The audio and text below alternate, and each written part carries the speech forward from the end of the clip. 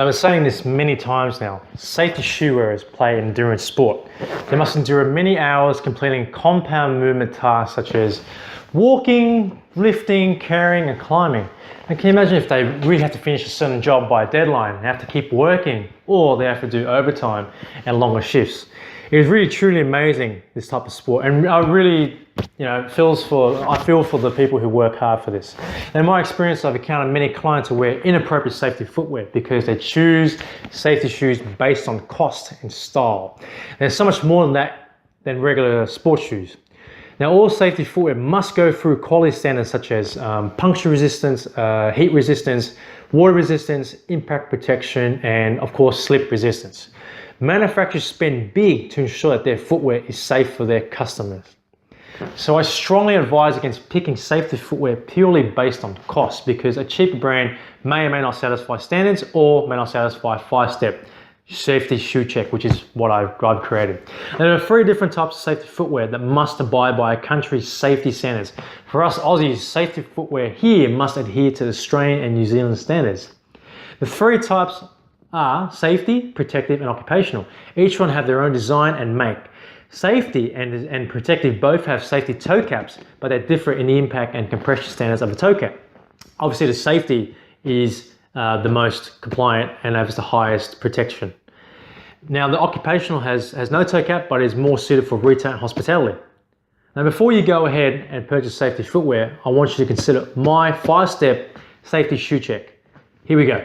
Number 1, safety requirements. Please consult your occupational health and safety officer and clarify the standards and the level of safety that they require you to have so that you can operate on their work site or workplace. People working with oil, electrical, forklifts, pallets, concrete, stock parcel, roofing all have different safety requirements. You must have these requirements confirmed before even looking for boots. Now, you will find certain standards on the tongue of the shoe, which is this part. You'll see the size, the manufacturer's ID and designation, manufacturer date, and approved standard number and year, all in the tongue. This is the most vital step. Number 2 is the insole fit. Take out the insole purely because you can't simply press your finger at the toe box to make sure it fit due to the safety toe cap. Therefore, take out the insole, stand on it, have a rep check that there is a 12 to 15 mm gap or a thumb gap from the end of the insole to the longest toe. And please make sure you have your socks on too. Having this done right, it means that your toes won't be impacting the safety toe cap, which does cause very common toe problems such as ingrown and bruised nails. Always make sure you wear your socks to get the true fit. Now, third, width. If you notice that your foot is causing a stretch or your foot is hanging over the midsole, then a different style boot is required. If your foot is tight, but the whole foot is sitting on the midsole without the stretch, then a half size larger is recommended. Number 4 is flex type. Put the boot on and flex the toes on the ground. The ball of your foot should be positioned at the flex point, which is probably this part here. Having a boot that's too rigid will stop you from walking comfortably. It's going to hurt, it's going to use more energy, you're going to feel very fatigued. These aren't appropriate. Now, number 5, depth.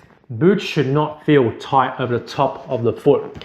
You can either feel this is too tight with the metatarsal guard or tongue and the lace is putting too much pressure on the top of the foot, that you may need to go up a half size larger. Boots should not feel loose over the top of the foot. If you can lace the boot with the gap between the laces basically close together, then you go on a size too big or the style is too deep. You've got to find a different one. There are certainly more factors to consider, such as temperature, weight and height of the footwear, just to name a few. But that's a matter of your shoe rep or guide to advise you of the different materials, weight and properties before you buy it. Certainly the introduction of composite and fiberglass toe caps instead of steel has made safety footwear much lighter. But remember, the golden step number 1, ask your occupational health and safety officer what is required of the workplace. Thank you for watching this video. I really hope you found this insightful and useful advice. I applaud you for working hard and wearing these shoes. Look out for my article tomorrow, which will further elaborate all these steps. And I wish for you to walk safer and smarter, not harder.